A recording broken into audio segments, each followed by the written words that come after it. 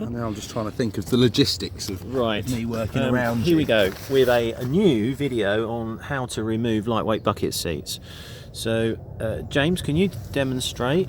So first of all, take your centre back section out, which is really easy, it's just velcroed in. Some people have a bit of a pickle in getting this front lip out, but as you can see, if you remove the front of the back of the seat first, and then you've got to manipulate that U-channel down, and it comes off fairly easy with the seat in that position.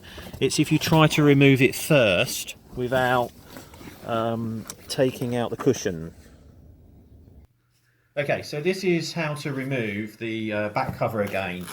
So it's just an updated video from April, and it's sort of a one does all. So there's been a few pointers over the last 7 or 8 months which I'll cover, especially on fitting the base, because that seems to be where people sometimes get in a little bit of a pickle. But the back, I've never had any problem with. So remove the Velcro as per. And once again, remove all that.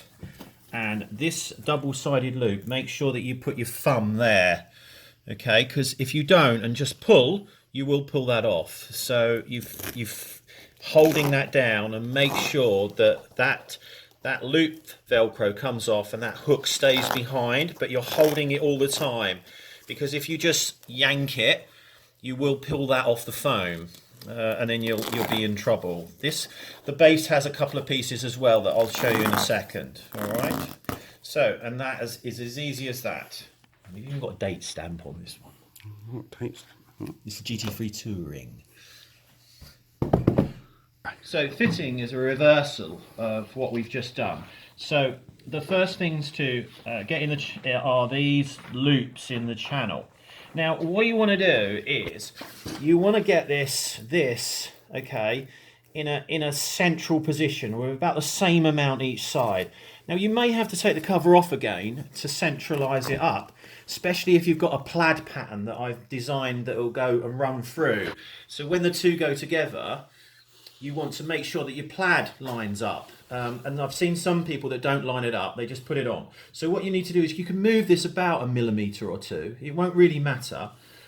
With this close pepita pattern, it's so close, it's only about 3 mil. So it doesn't really matter, it just sort of flows through.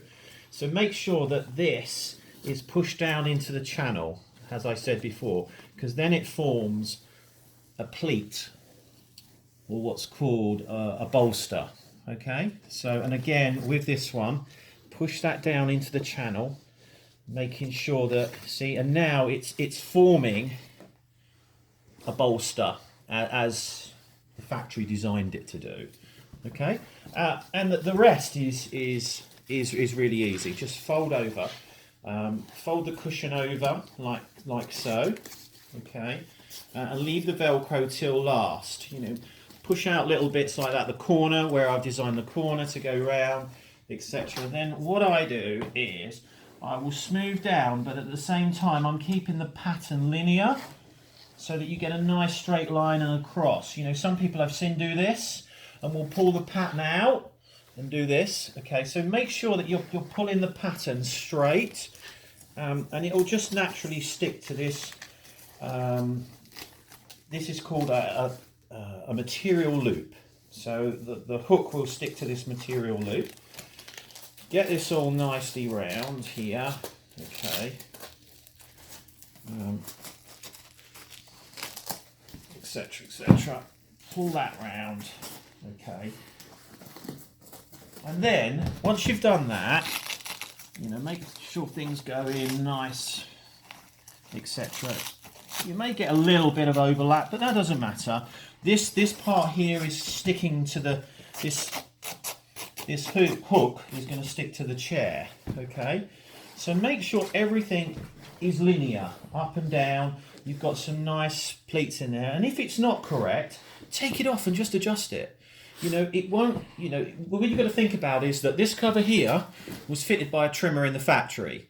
Okay, and most people are not. Although it's fairly simple, You know, just get your lines correct, make sure that it's fitting like a drum, and as I said, the backs are the easiest part. Okay?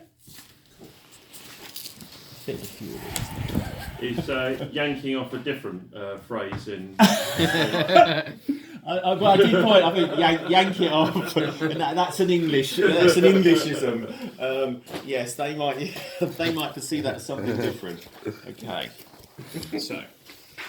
You're watching me torture. Okay. Ready? Yep. The base. Okay. So again, you know, as I said, don't pull this down and fracture it. It'll be all right. So don't you know, it won't break as soon as you put it down. But if you keep doing it, it'll fracture across here. So first of all, tease these two, what I call the two Velcro ears through the center section. All right, that allow a harness belt to come along.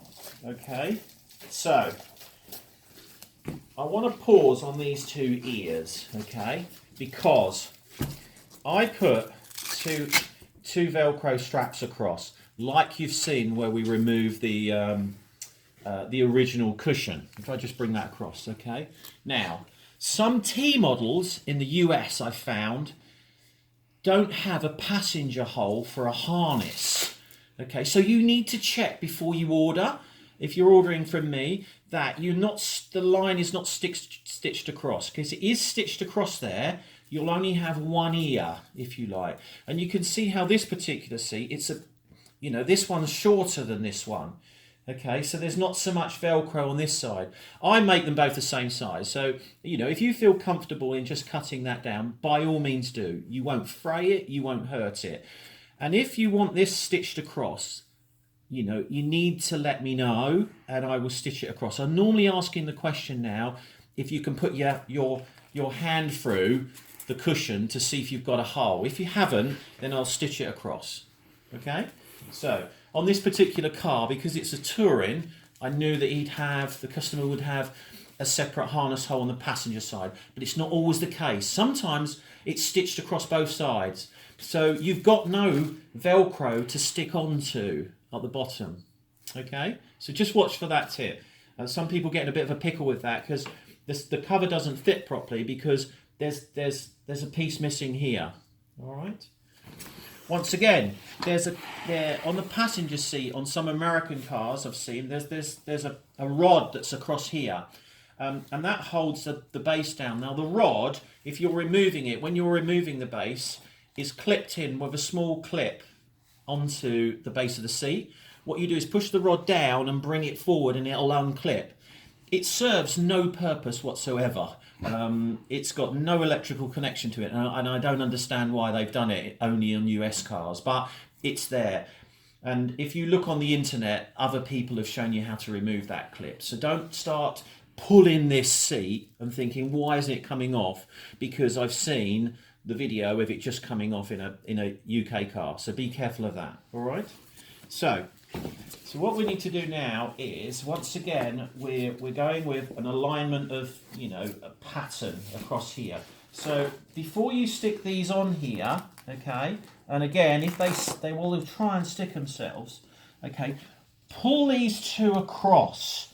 So you're forming a bit of a drum, if you like, across the seat like that, okay?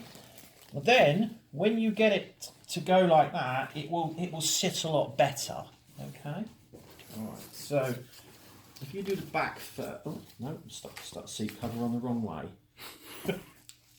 So now I've put the cover on the right way, just put it on the wrong way, focusing too much on these parts rather than what else is happening. So as said, pull this across here like this. Before you're ready to turn it over and you get a better fit that way. So make sure that once this is in place, you know, the base, I find you might need to refit it a couple of times, but offer it up like that and then like that. Okay, looking at the pattern direction, just making sure that it's going to be a linear type thing. And then this, has got to pull round there. Okay. Oops. So you're pulling this over to form a better seal. Okay, turn it over. Pull these through a bit. Okay. And if you haven't got enough there, I'll cut that piece off in a minute, you know, because this customer's one is shorter. Some have got this whole area filled in with this loop black stuff, if you like. So it doesn't really matter, it still anchors it on quite well. Okay.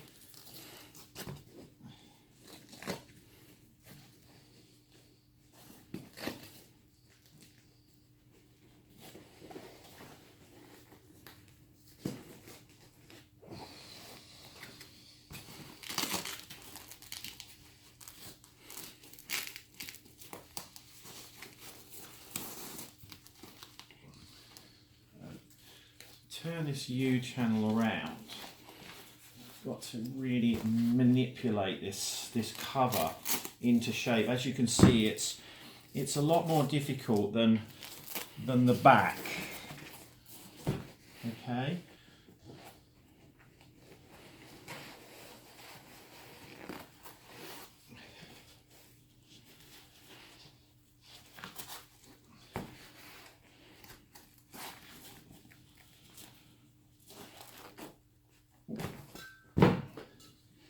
So this little ear here goes under there. Now, if you want to release that a little bit and pull it forward, it's an idea as well.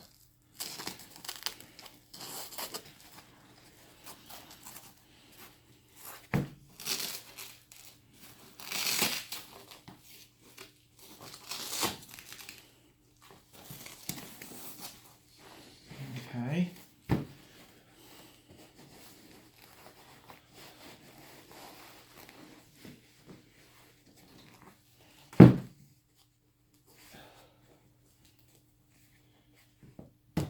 Okay, and that's the way it fits. Okay, so once it's in the car, it'll end up like that. Okay. Okay, so my trusty colleague is going to now fit this for us. So a couple of pointers on this U channel, which people seem to get in a bit of a pickle with as well, is that you need to separate out the U channel. It's like a metal U flexible channel, if you like. I don't know what it's actually called. When we order it, it's called U channel. So just separate it out and you'll find it'll go on to the channel underneath easier.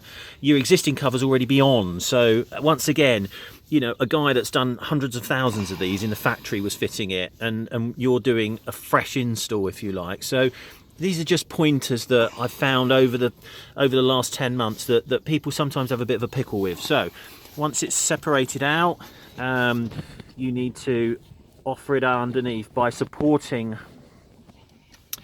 the top of the base, as James is doing for me. So as now fitting into place, what that little piece there is, that's got to go underneath where it folds back. All right, so you can see how we're putting it in. Okay, and then we're gonna fold it down and pull it back and place it in. Do you want the back? Yeah. Okay, so we've just pulled that into place, but you can see how I've got the channel across quite nicely. Make sure that folds down there, okay, and down there, you know, and pull your seatbelt out as I showed you in the previous. Pull this all back. It's got to fit like a drum. You're going to get you know, the way the factory designed it is that there's a curve across this seat, so the pattern naturally curves across, which is as it should be. But you can see how it's nice and linear going backwards and forwards, like that. Go. Okay, so our final installation is the back. And you can see how what we're doing is we're fitting the base first and then bringing it up into place, smoothing it up, and then putting it down under here. I've noticed that some people do this top bit first and leave a great big gap down there like that, but that's how it fitted in the factory. So you can do a bit more custom fitting as I'm doing now and just tease it all in. You know, what you got to think about is that my previous videos maybe were a bit too, it made it look a bit easy, but there are some certain tips and fettling that you can do to get a really nice fit as is. Okay, boom boom, one set fitted.